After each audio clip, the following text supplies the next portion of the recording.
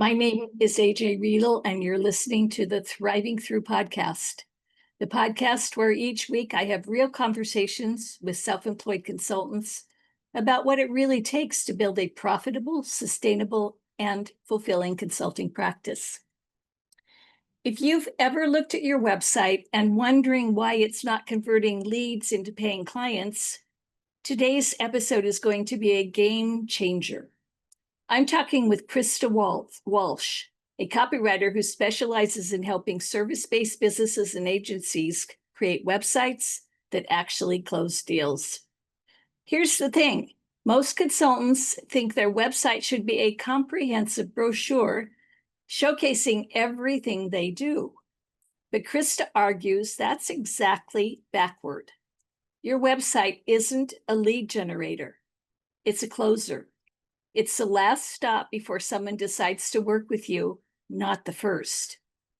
In our conversation, Krista breaks down why most consultant websites sound exactly like their competitors, the biggest mistake that will kill credibility, and her framework for creating messaging that actually differentiates you in a crowded market. She also opens up about a costly business experience that nearly led to burnout and reveals the internal game that really determines whether you'll succeed as a consultant. Whether your website feels like a boring brochure or you're struggling to stand out from the competition, this conversation is going to shift how you think about positioning yourself online. Let's dive in. Welcome, Krista Walsh. Thank you so much. Yeah, I'm excited to be here. It's great to have you on the podcast. Krista, what was your path to becoming a self-employed consultant? Yes. So my path, we can say, started after graduating from my university, and then I decided to freelance because I was doing a live abroad thing where I was teaching English in Spain, and they have a program where you are able to do that. And that was really fun. And then when I moved to California after the fact, I really thought I was going to get a full-time job right away. But then as I was freelancing, I just continued to not actually apply for full-time jobs. And eventually I recognized that like this is where my desires laid, whereas working for myself. So I got serious at that point and made it like a real business. But yeah.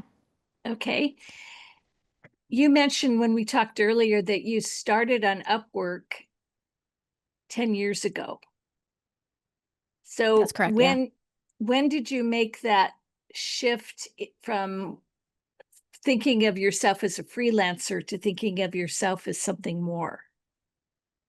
It was a couple years in. It was kind of like I mentioned just a second ago, like at some point I got serious with my desire to work for myself. And it wasn't just this like interim period of my life where I was freelancing until I decided to go in-house somewhere.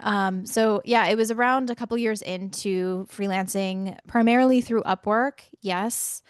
I was kind of killing it on that platform. I was like doing really, like I didn't need a job. But when I got serious, I decided, okay, I want to actually make this a business and figure out how to do marketing and positioning and branding and really find my niche and not just do jobs through a job site platform like that. So I got serious and invested into figuring all of that business stuff out.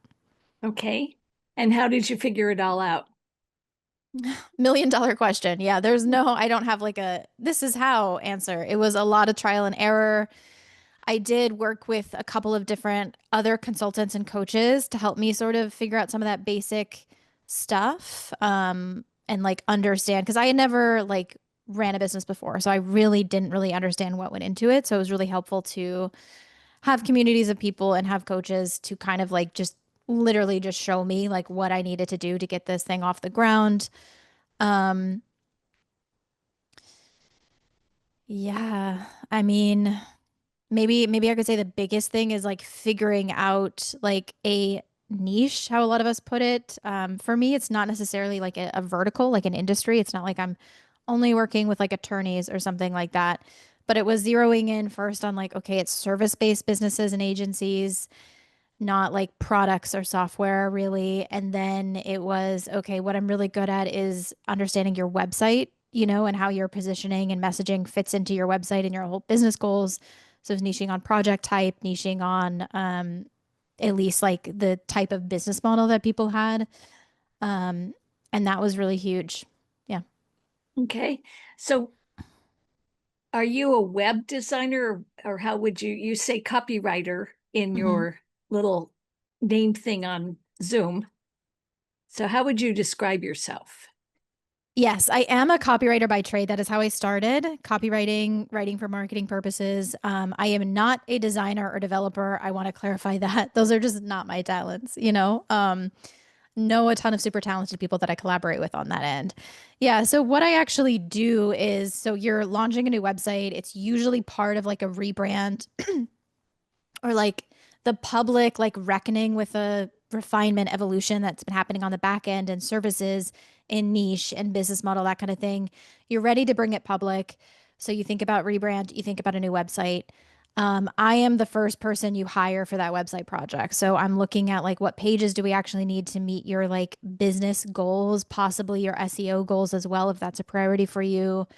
What does your messaging actually need to say on every one of those pages to position your offers correctly and reduce confusion and get people like into the space of like, this is the person I want to work with, and there's really no one else. So ideally, you should be getting calls like through your website with people who are like, I'm not really talking to anyone else if you're available because I know you're the right fit for me. So that is my goal. And then once our project wraps up, for most of my clients, I'm connecting them directly with a website designer that I have chosen from my massive network that I think will be a really great fit for them. And then that person, the designer slash developer, brings it to life with the visuals and the technical side of things. Okay. Tell us a story or two about the biggest challenges you faced building your practice and how you overcame them.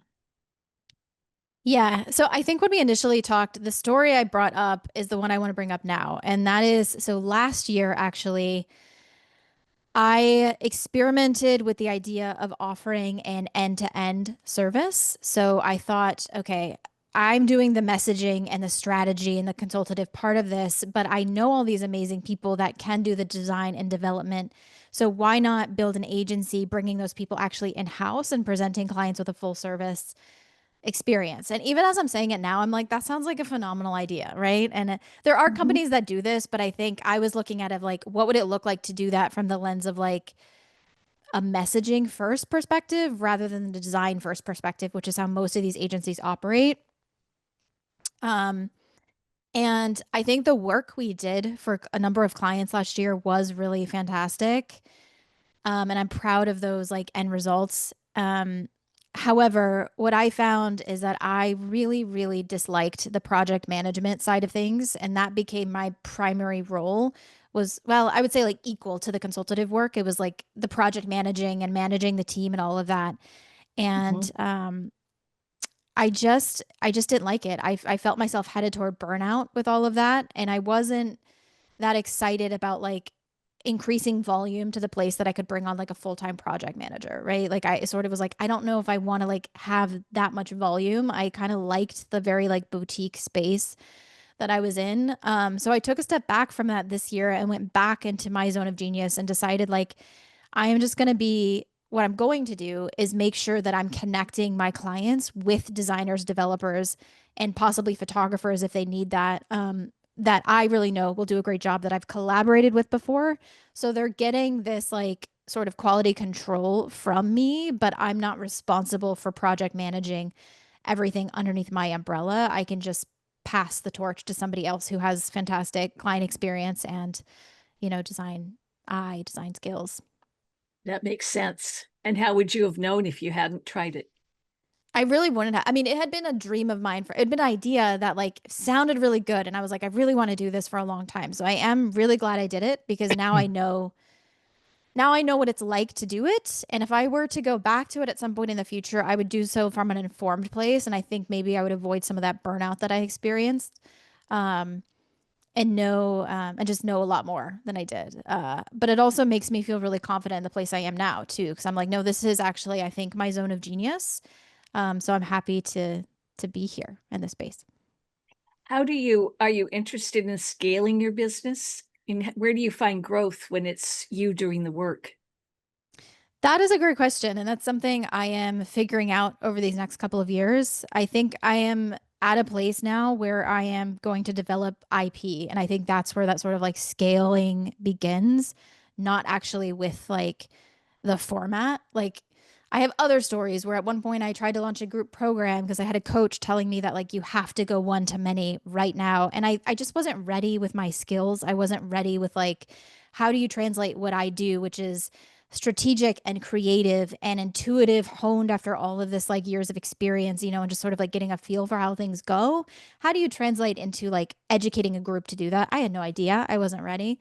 So I think now having more maturity in business, it's about developing the IP first, like the framework, the documented framework of how I do things. And then from there, I can figure out where my heart lies and what makes sense, from a strategic point of view of how to then scale that. Is it through teaching people to do it for themselves?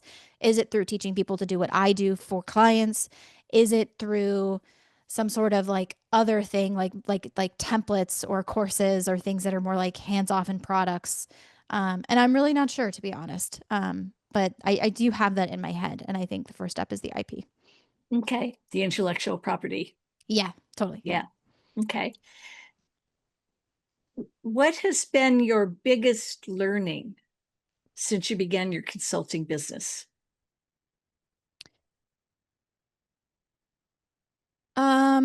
That it is, an internal game, I think. And I'm sure every time I say that, I'm like, this is not news to anybody, right? Like, but that's Well, really how I feel. Yeah, go ahead. yeah, it is and it isn't. I mean, it's it's one of those things where it shouldn't be a surprise, Yeah. but it is for I think for almost everybody. They don't expect that the obstacles or the resistance is going to come from our own minds. Yes. Yeah. Yeah. And it's almost like you don't even sometimes realize that that is what the obstacle is. Like, especially early on, like it was like, I sort of thought the obstacle was like, oh, it's like, it's my business model. Like I'm not succeeding because I don't have a group program or sort of like these in actuality, like pretty surface level things. Um, and that business coach example is a great story, I think, to illustrate that because this is no shade on that coach in particular, but it was just sort of like I was in a place in my business and in my life maybe where I was really like uncomfortable with making decisions for myself about big stuff. Like I did not trust myself because I had all these stories about like I'm not good at like I'm not a business owner. I've never even worked for a startup. I don't know. Like, you know what I mean? All this stuff. So I was really looking for somebody to tell me what to do, and I found somebody who would do that. And so they would tell me what to do, and I would kind of do it with a lot of like weird feelings about it because I wasn't really addressing my thoughts about it and like why I didn't want to do it. I was just sort of like, well, I've got to do it even though I'm feeling weird about it. So I would kind of do these things in this like weird panic rush and put it out there. And then maybe it wouldn't go the way I hoped. So I would take that as the sign that it wasn't the direction. Like, well, it's not selling, so therefore it's not the thing for me. Rather than like, kind of realizing that perhaps it wasn't selling because I was not really wanting it to sell. Like I wasn't confident that I could deliver, or like I didn't really actually want to do that. Um, and so now I'm just sort of recognizing that a lot of it starts within first and like figuring out what you want and like, yes, looking at the practical side of things, but I just know myself, like I'm not gonna like put my energy behind something that I don't really, really want and that I also believe that I can do, right? It's like the self-trust of like delivery and capacity and all of that. How did Yeah. you learn to trust yourself so that you didn't need somebody externally to tell you what to do? The short answer is therapy for sure. Mhm. I mean, yeah, it was yeah, first I mean, I guess first it was like realizing that that's what was going on. Having a therapist really helped me figure that out. And then I guess the other way is just practice, like doing something because I wanted to do it and also being okay when I changed my mind and not feeling like, oh, it was a waste of time because I changed my mind and therefore I can't trust myself next time I want to do something because it might be a waste of time again. If I like changed my mind or it turned out it wasn't right or like it didn't work the way I wanted it to or something like that. And in sort of like, I guess like realizing that like nothing is a waste of time because you learned something or like you put it out there, but then you tweaked it based on feedback. And that's actually like all part of it. Like you don't have to have it perfect. And the sign, like, yeah, if something isn't immediately a success the way you envision it in your head, that's very much like a good thing, right? Because then you can just, if you believe in it, you just like look at what's happening and see how you can like basically fix it to make it work. Okay, great. I want to switch to website strategy and marketing. Mm-hmm. Because when we were having a conversation, you said websites are closers, not necessarily lead generators for consultants. Can you walk us through what that means practically? So when somebody lands on a consultant's website, what should happen? What should they have there? Yes. So let me walk you through what I think a lot of people think their website is and then how I view it actually. So a lot of people view their website as this like one-to-one reflection of their business. So it's like whatever's happening in my business, like all the services I have, the people that I serve, the way that business works, like it all needs to be like reflected very like one-to-one in my website. And so you end up with this website that is functioning basically like a brochure for your business where you're like, okay, here are my services, here's what I do, you know. And the way I view it is a lot more focused than that. Instead of viewing it as like this like marketing tool or as this like brochure for your business, it's a closer. It's like the last place somebody goes before they're deciding to work with you. So if you imagine like a client, a potential client who's an ideal client, a lot of times with consultants, referrals. So they've gotten a couple of referrals from trusted people. So they have your website and they have like two other people's websites up and they're looking at them all and they're in decision mode. They're in hiring mode. Who is worth my time talking to? Who am I feeling like solves the problems that I have or can help me reach the goal that I have? And who is probably saying something different? And then that's how they make the decision. So when you come at your website with that lens, I think it becomes a lot more clear about like what actually needs to be said, what can sort of come off, what can we pull back on, what pages do we actually not need, you know, what pages do we need to reach those goals and speak to that person who's in decision mode. Yeah, does that answer your question? Yes, it does. What are the biggest mistakes, website mistakes that you see consultants making that hurt their credibility? Is it that it's a brochure, Mm. or what is the mistake? I think the biggest mistakes I see is basically saying the same things as everybody else, like your direct competition, your close competition.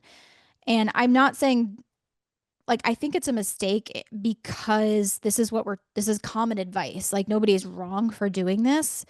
But like the common advice is like, okay, on your website, you need to state what you do and who you do it for.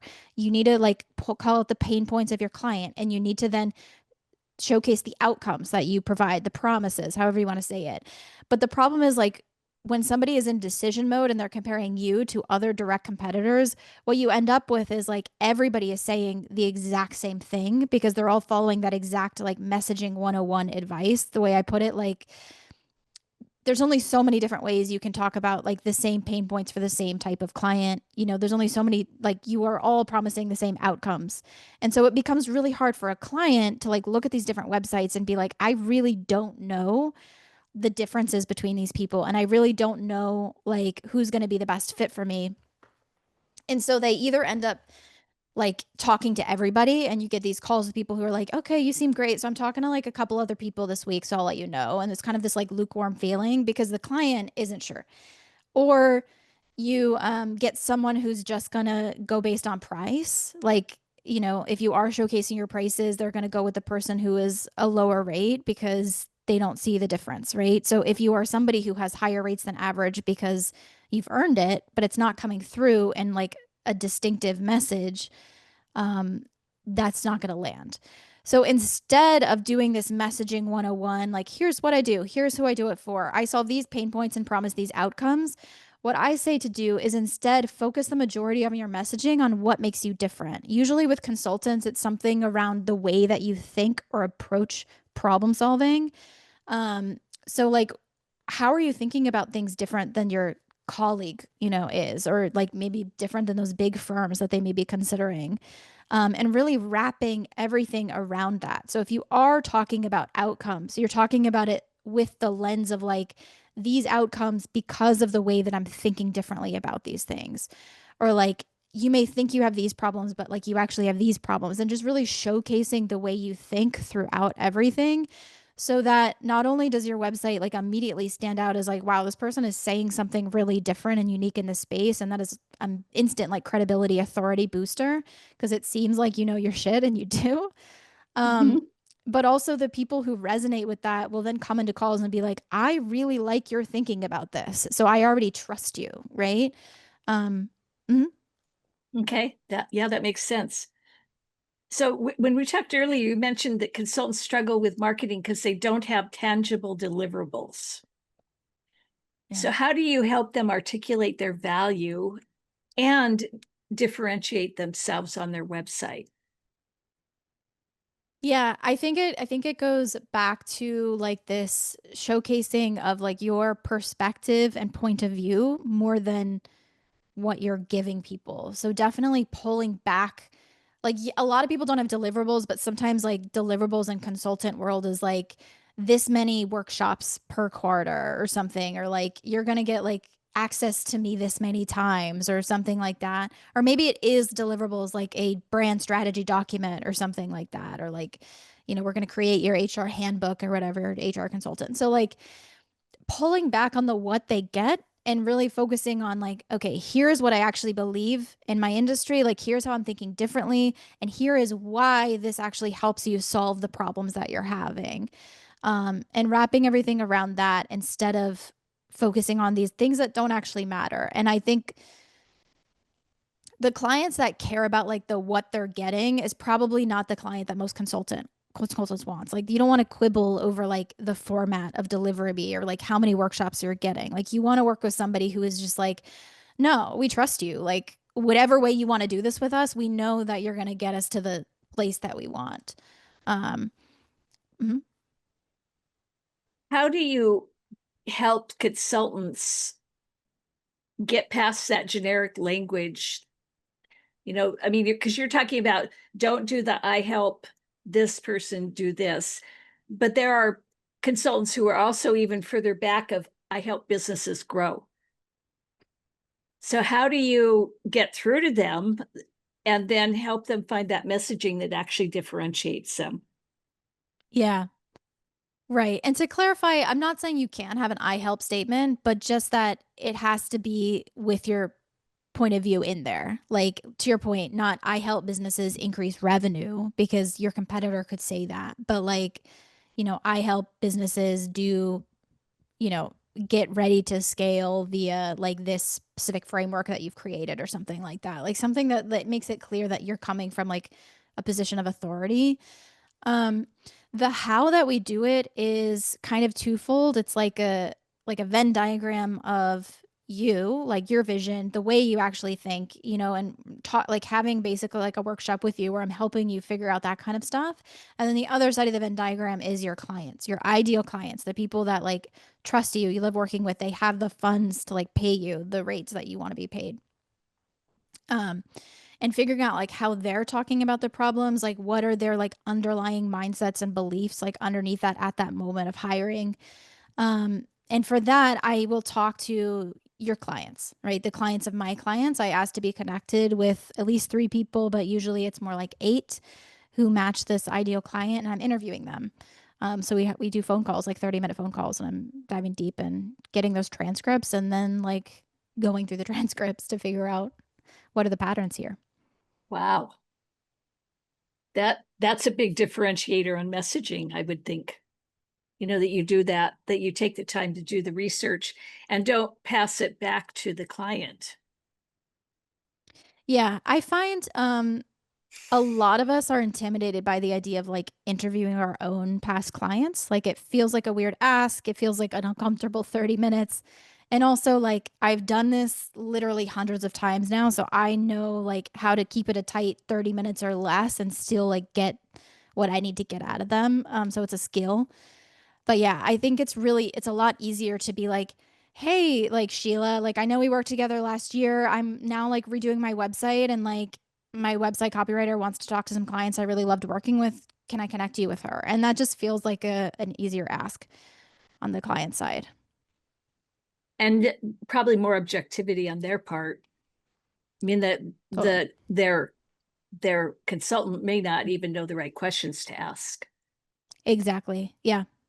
Yeah. You said we talked about AI, and you said that isn't hurting your business because your clients are sophisticated. Tell me more about what you mean by that. Yeah. I think by sophisticated, I just mean like experienced and mature in their business.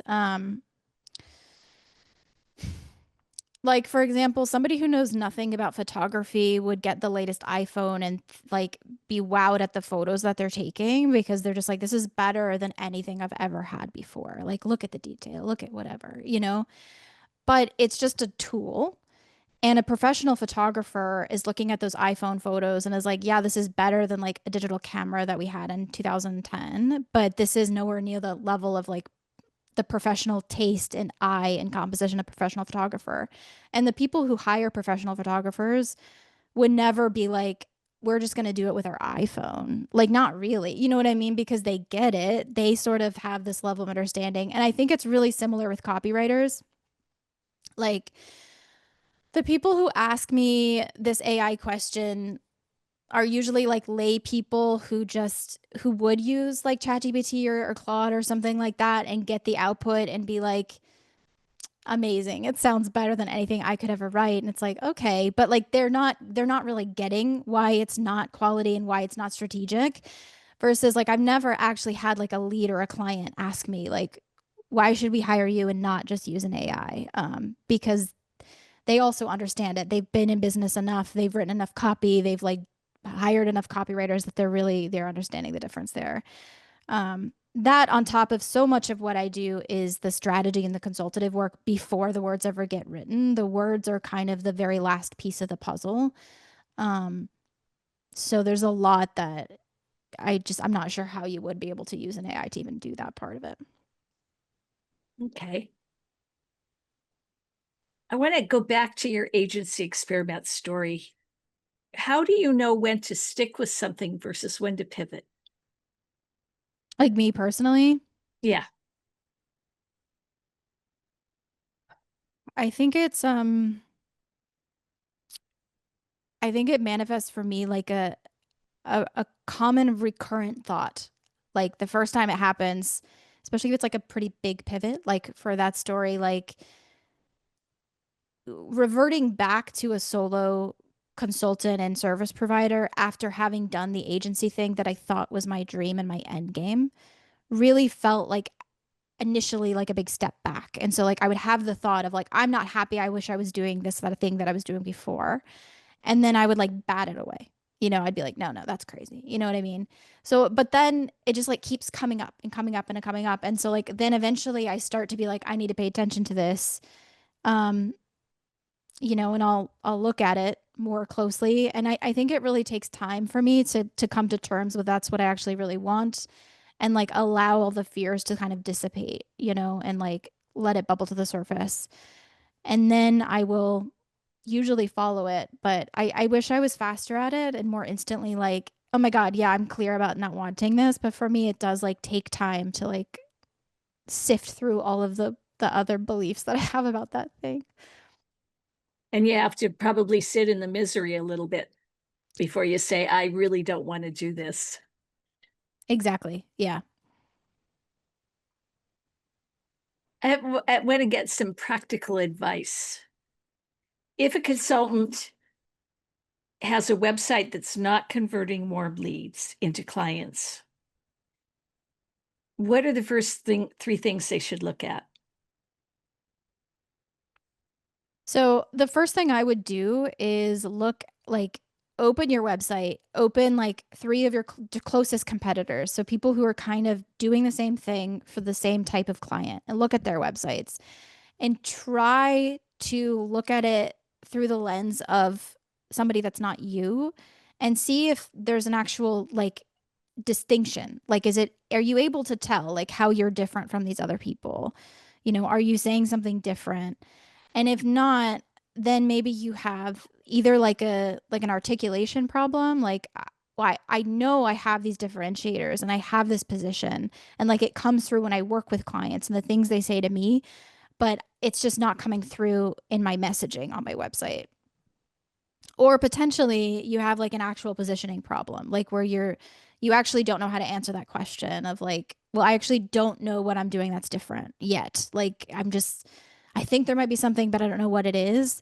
And that is definitely a bigger problem, right? And that would be maybe you'd benefit from working with like another consultant or a coach or somebody who can sort of draw those answers out of you like over several months.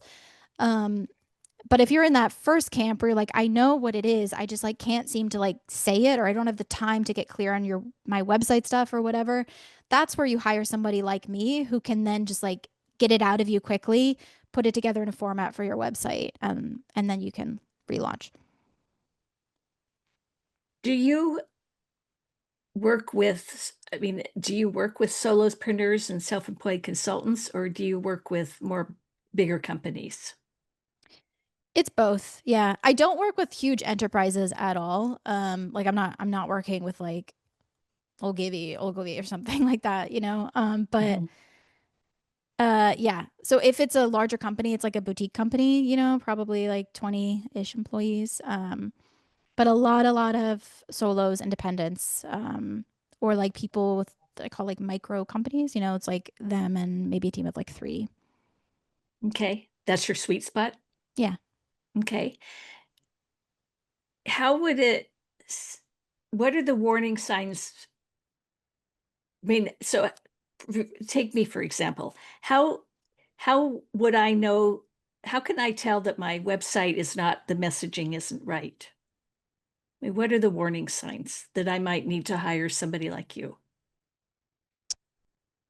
Yeah. So I know I just said this, but part of it is like you cannot differentiate between you and a close competitor for sure. Um, you know, maybe you haven't even like a more like an earlier messaging problem where it's like it's actually not clear what you do. Like that is something that is certainly an issue for some people. Um, like usually with consultants, it's like they're clear on what they do, but they sort of got caught up in this like jargony land where you're trying to like make it sound really profound and interesting, or you've gone to AI to help you brainstorm, and AI loves these like sentences that are sounding amazing but saying literally nothing, like um transforming companies through strategic insights or something like that. And you're like, wait, like what? Yeah, English, please. Exactly. Yeah. So just, I think it's okay to just like say what you actually mean and not worry about sounding super impressive. Yeah. Or maybe, if you do have like a strong personality, like, and the way that you show up with clients is unique and that's not coming through, like that could be a thing as well. Like your personality just isn't coming through. So then when people meet you, if they've gone to your website, it's sort of like a mismatch of like, wait, like, oh my God, you're actually like extremely like irreverent and you're like dropping, fucks here and there or whatever. And like, we did not expect that. Right. And so that would need Mhm. to come through. Um, so yeah, like differentiation, just basic clarity, if that's not a thing for you, and then personality. Yeah, and that's kind of, I think that's hard for us to see on our own, is what part of our personality do we needs to come through. I mean, I know for me, it's like, you know, how would I communicate my personality on my website? I don't know if I am. Who knows? Yeah, I think, yeah, it's tricky. I think most people, like for me, for example, like I don't have like I wouldn't say I have like a big personality. You know what I mean? So I don't worried too much about voice, like when I'm writing for myself or clients like me, where it's just sort of like, no, we're kind of just like normal people. Like, um, but then I have worked with clients where they have like a very strong personality. And so I think you kind of know, you know what I mean? Like if you're like, no, no, no, I talk like super differently than everybody else. Like I'm so bubbly, like I'm constantly dropping Taylor Swift references or whatever it is. Like if you know that you have this like larger than life personality or a personality just like super different, um, I do think you'll kind of know that. And maybe the struggle is just like, but I know it's not coming through in how I write because I'm coming from corporate America and like we were told never to write like that, you know? Um, Right. yeah. You've already talked about one piece of conventional marketing wisdom that's wrong, and that is the information to put on your website. What is there any other conventional website marketing wisdom that you want to shift our perspective on? Hmm. Yeah. Okay. So things I talk about a lot are speaking to the person who's hiring somebody today.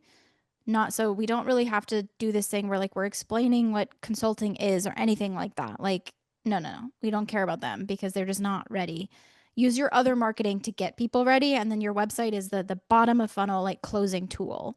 So you can sort of like pull out stuff that doesn't speak to that person who's already like solution aware and they're deciding who to hire. So that's a big one. I think, thinking beyond messaging 101 stuff, like there's this sentence that goes around the internet a lot from marketers, which is like your website needs to clearly state what you do and who you do it for.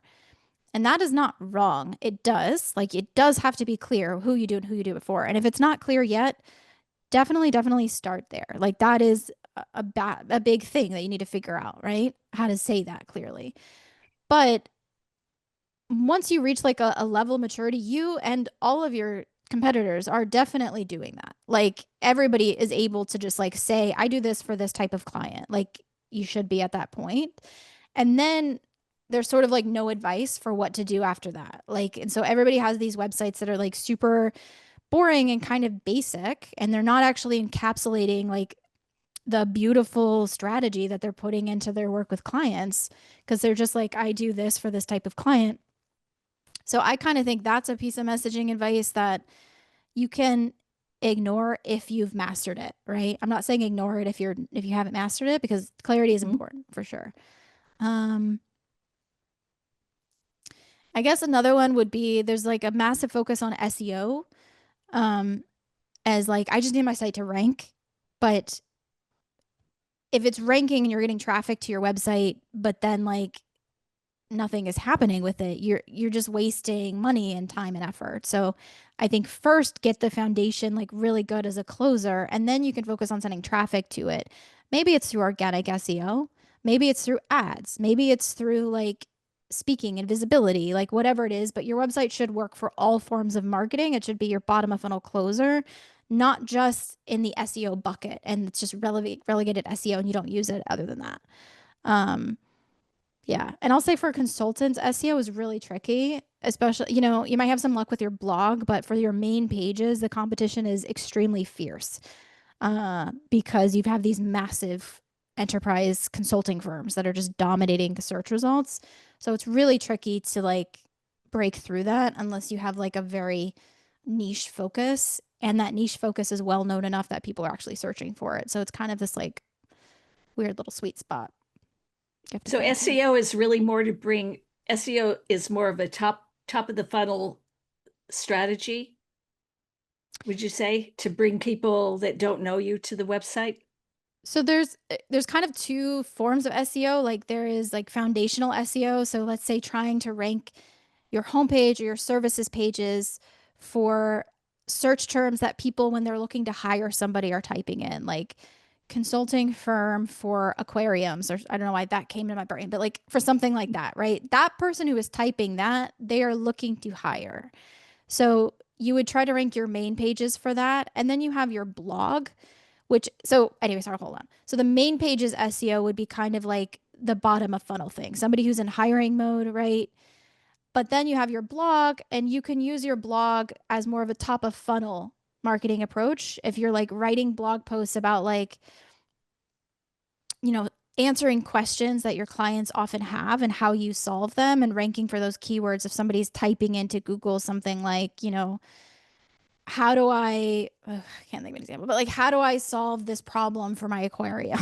And you have like a blog post with that title, Mhm. then they're probably not ready to hire, but that's top of funnel. They're getting into your world. So then maybe they join your email list after that. So that's like a top of funnel versus the bottom of funnel. It can be both, I guess my answer is. Yeah. Okay. Yeah. Okay. Great. Well, that's fantastic. It is. I really appreciate your time today. This has been a ton of great stuff. I will put in the show notes how to find how people should find you, but tell us what is your website address so people know if they're interested in talking to you. Sure. It's Krista Walsh, my name, copywriter.com.